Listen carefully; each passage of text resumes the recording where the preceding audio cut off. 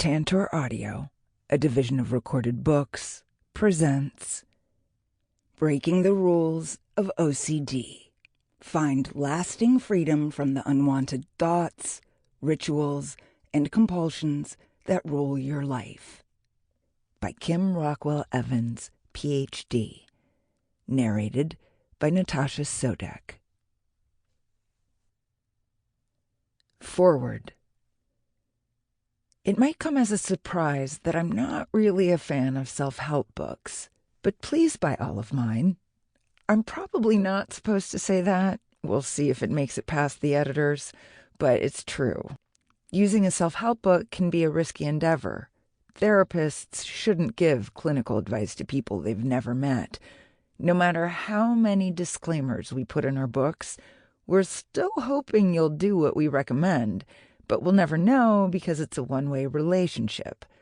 A therapist may or may not be a good fit for your needs, but you can interview them, go back and forth with them, and let them earn, or fail to earn, your trust.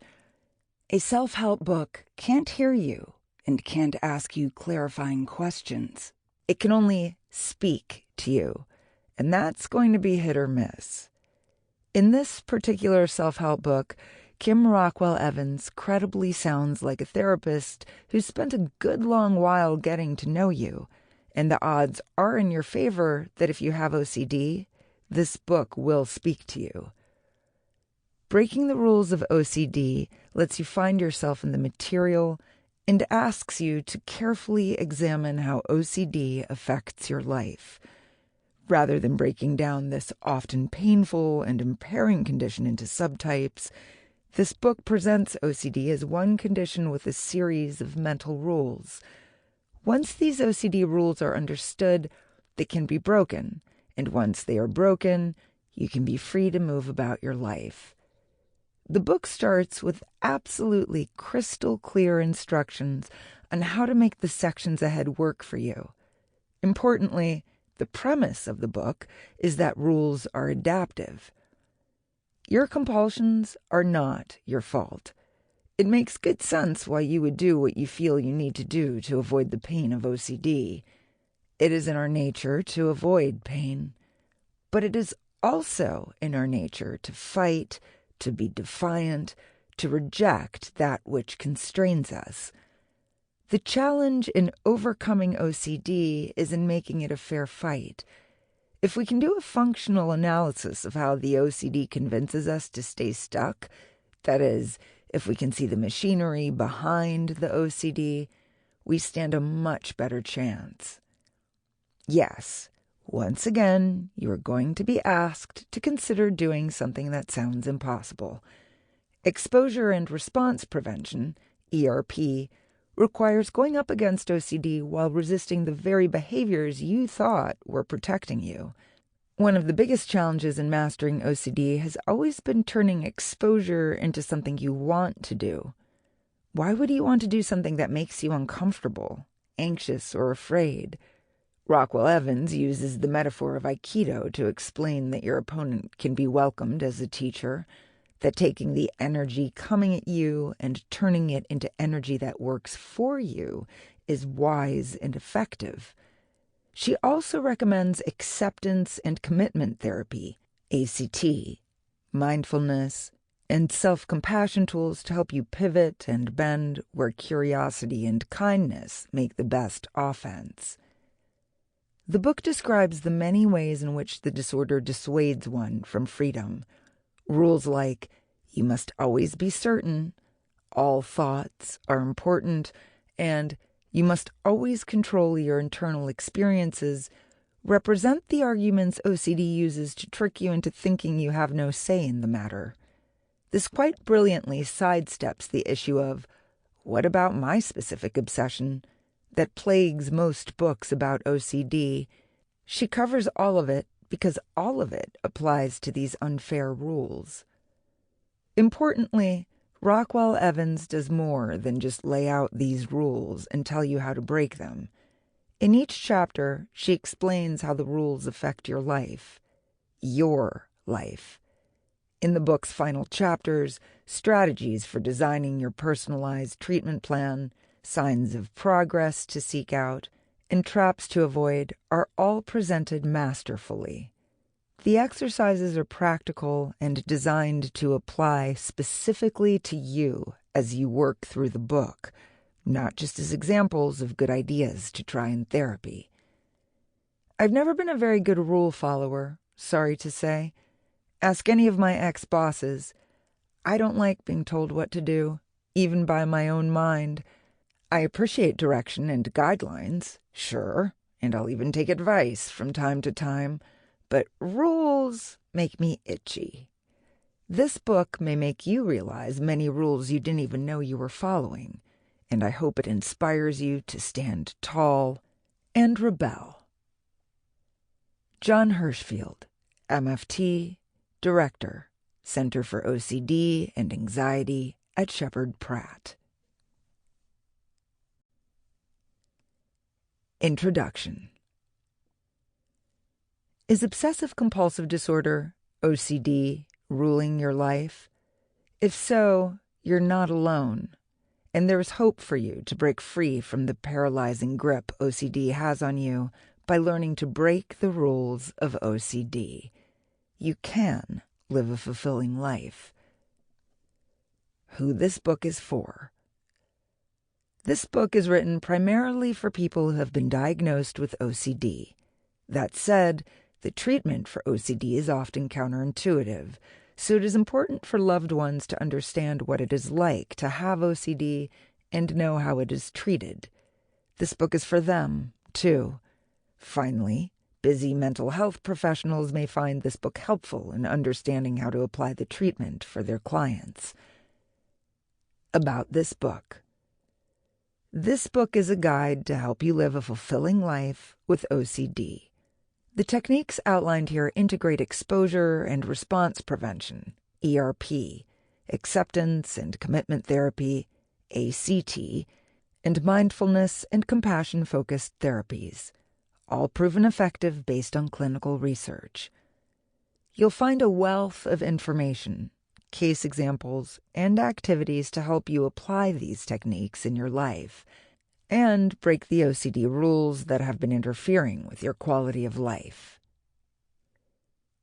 How to use this book. The book is structured for you to listen to from beginning to end, working through each exercise as you go. Once you've worked through it in order, you may find it useful to listen to and practice the exercises from more challenging individual chapters again. Although this is a self-help book that you can work through by yourself, you may find it helpful to have the support of a therapist. As you listen, keep a journal and pen handy so you can work on the exercises that I guide you through. To assist with this book includes a number of free tools and worksheets that you can download and print at newharbinger.com/51024. Everything you need is contained in the text of the book.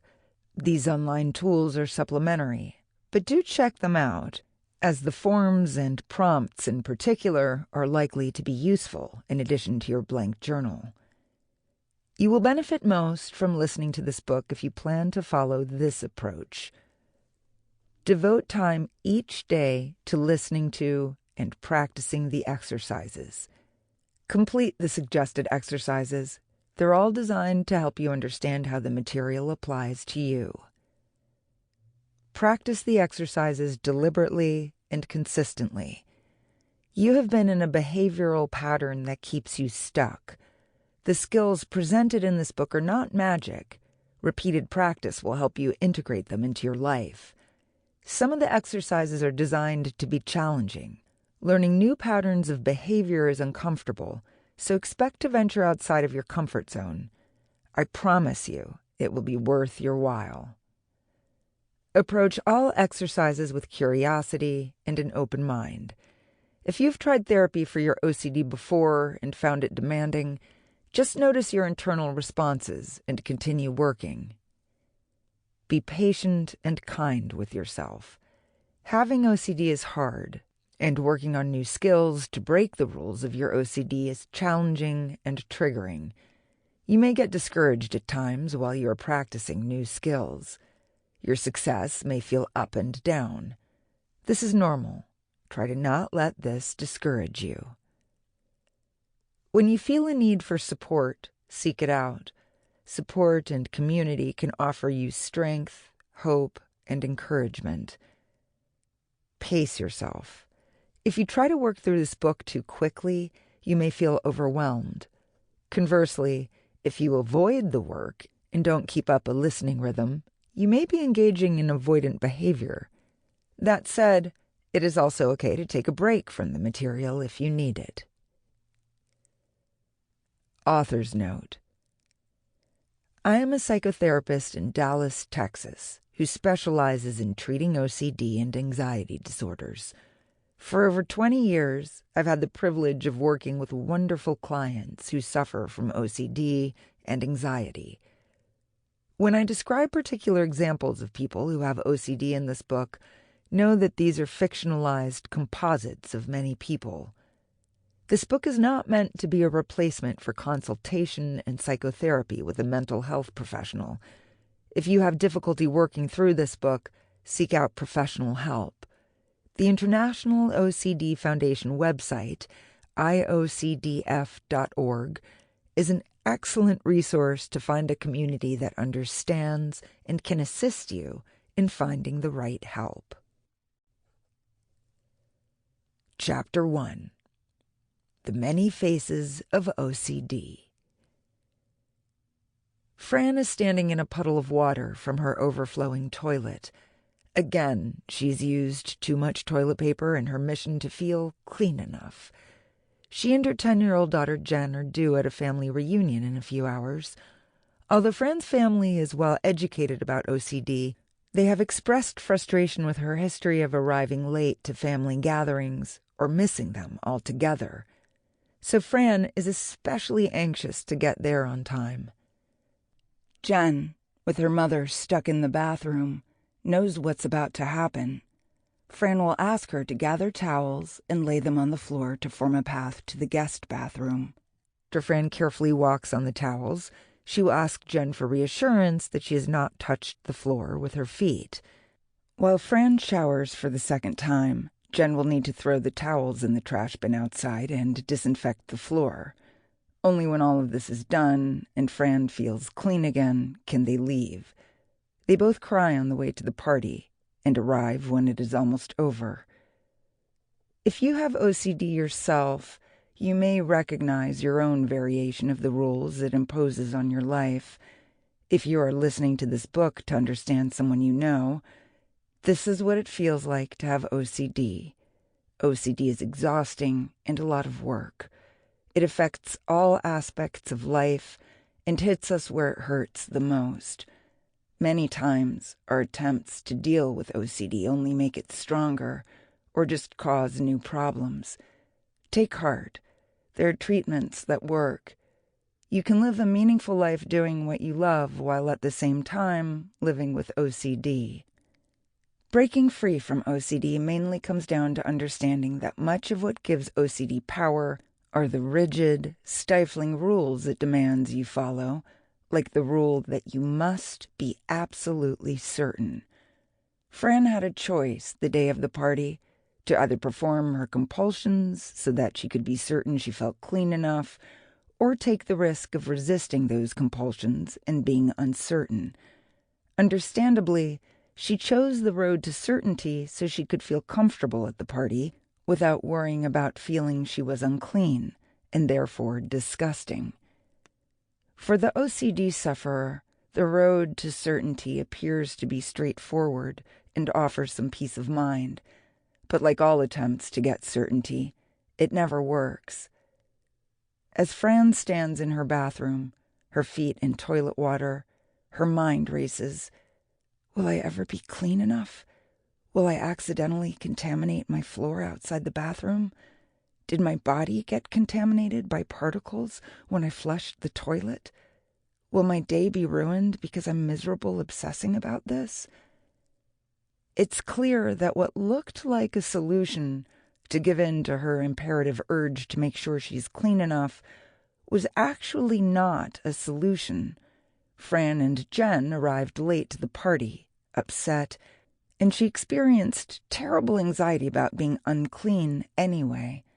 All that worry and cleaning for nothing.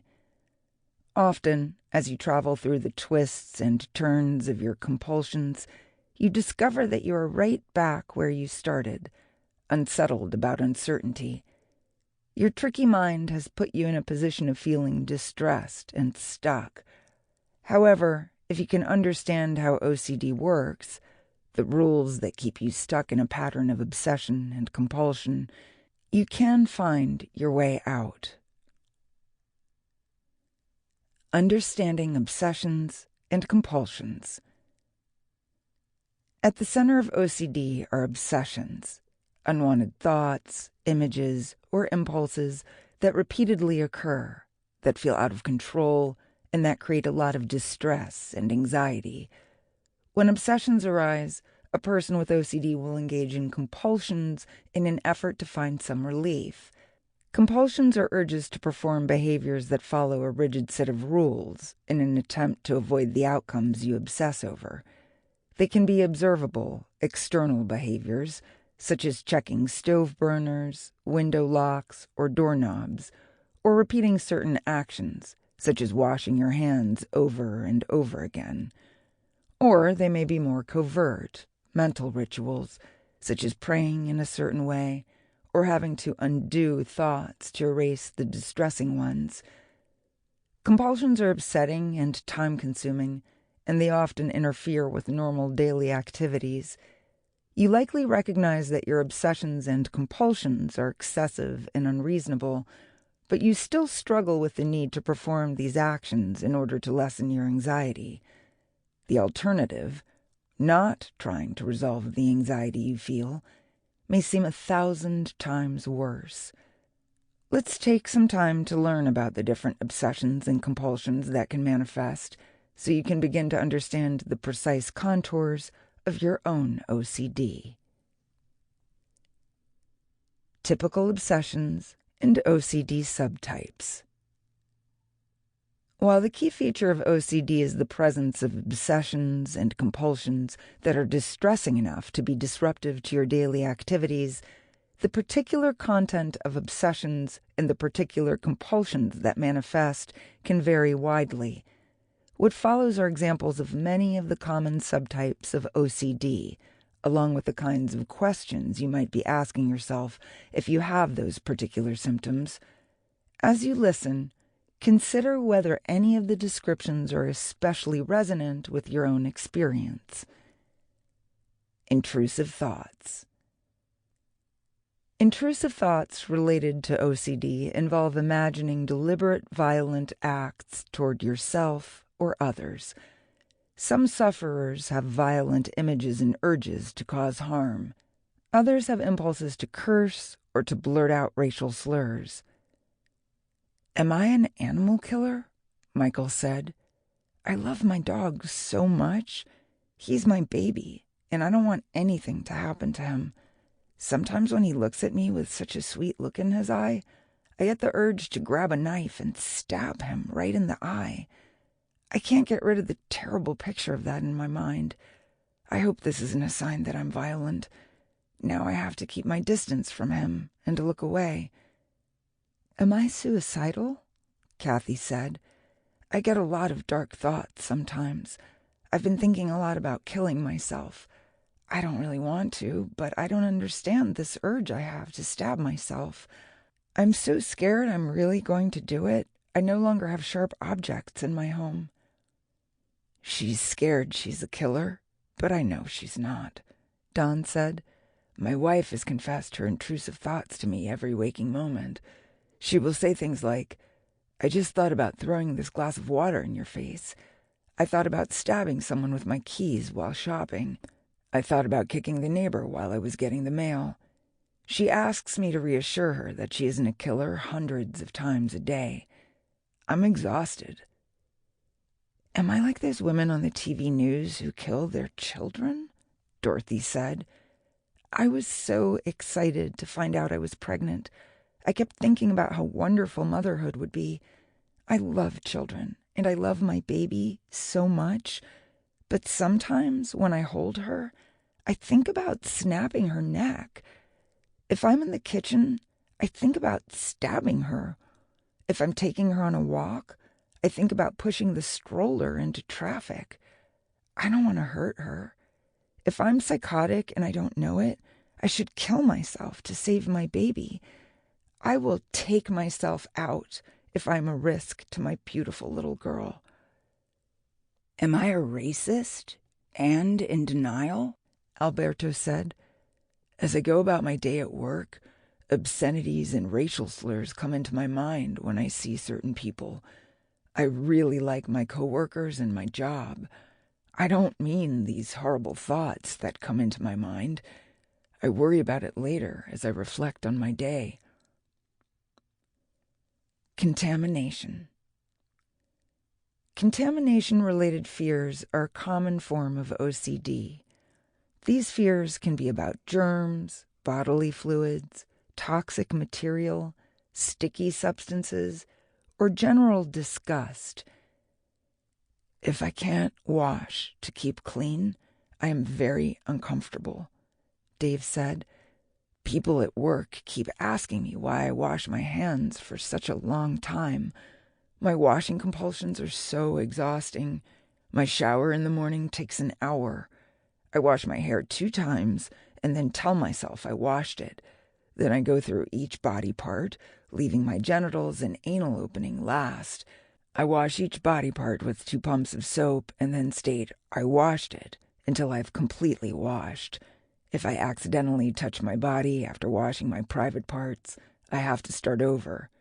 I don't eat or drink once I get to work because it takes too long in the bathroom. When I get home, I have to strip at the door and leave my phone, computer, and keys at my cleaning station. I clean everything I need for the evening and run to the shower. I don't like feeling dirty. Danger and harm.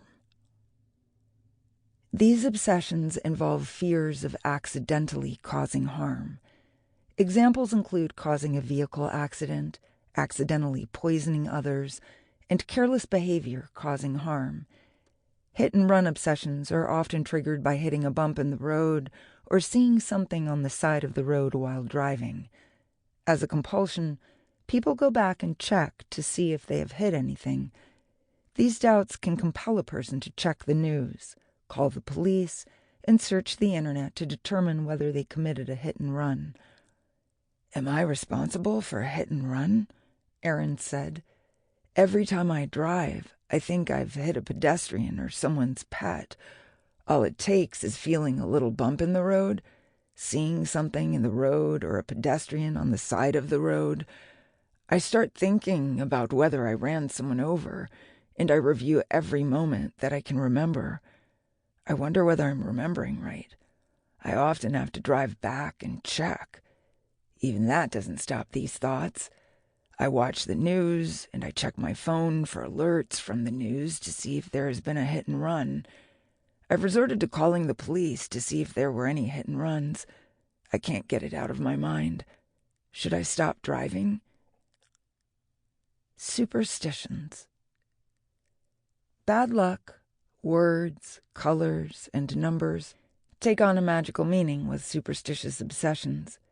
People hold the belief that what they associate with bad luck can influence future events in an unfavorable or harmful way. The number 6 is bad luck, Dana said. I fear something bad will happen if I do anything important on a date that relates to the number 6. The 6th, 12th, 18th, 24th, 26th, and 30th are all bad luck days where something catastrophic could happen. I also can't do anything important if the clock hits anything related to a 6. I have my way of making sure I don't order something or contact someone or have any other transaction related to the number 6, or something will be tainted or someone might die. It is really hard to keep this secret, and I avoid everything I need to so I can go on with my day. Seeing the number 6 could cause harm to someone I care about, and it would be my fault. Scrupulosity. Religious scrupulosity obsessions are characterized by blasphemous thoughts, fear of committing sins or offending God, and doubts of salvation are followed by prayer rituals, reassurance seeking, and confession compulsions. Moral scrupulosity refers to obsessions about morality and the difference between right and wrong. "Is God mad and sending me to hell?" Peter said.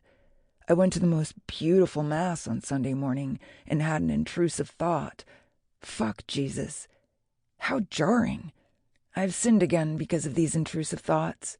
To fix this, I pray to God for forgiveness, and I need to confess in a certain way. I hope God isn't mad at me and won't send me to hell. It is embarrassing to repeatedly ask the priest if I'm going to hell for thinking this. I hope I don't really mean it, and that God knows I wasn't serious about it." "Did I cheat?" Alma said.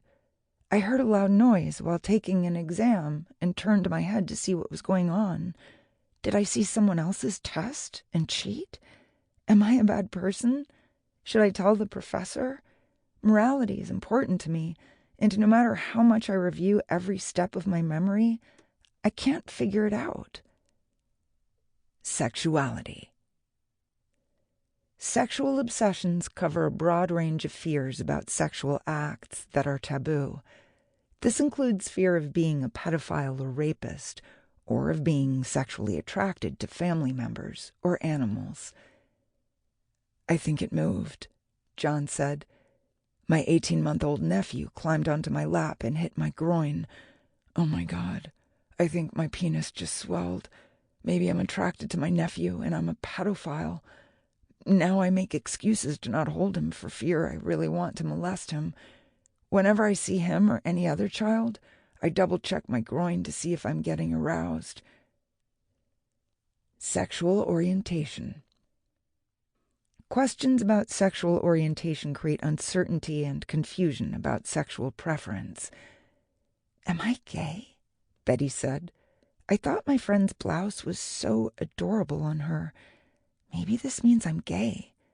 I have a happy marriage, and we are trying to get pregnant. My life is ruined if I'm really gay. I don't want to hurt my husband and family.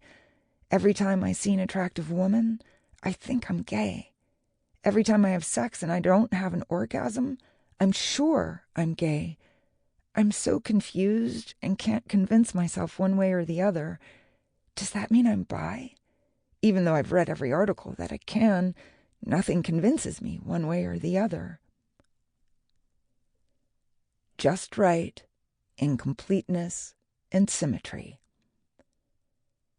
Obsessions of this subtype center around feelings and sensations that don't feel quite right. People who struggle with this are uncomfortable until they have the just right feeling. Sometimes feeling that something is incomplete may relate to not feeling right. Needing to have symmetry and exactness may drive the desire to have a just right feeling. "I need to feel just right," Lily said. "It doesn't feel right if I don't sit or get up out of a chair in a certain way. It's hard to explain this feeling other than to say that I know when I don't feel right. It is embarrassing when people ask me what is wrong when I am repeatedly getting up or moving around in a chair." "I need things to be exactly equal and even," Bella said. "I can tell if someone has moved things around. I can't leave things out of place. I have everything arranged just like I want it. Everything needs to be exactly equal and even. I don't feel right if things don't look right. Sometimes people joke with me by moving things around slightly. It is very upsetting." Emotional contamination. Obsessions about being tainted by an unwanted quality of people or places are referred to as emotional contamination. A person or place becomes associated with an unwanted characteristic that may contaminate a person struggling with this type of OCD. "Wyoming equals danger to me and my family," Ben said.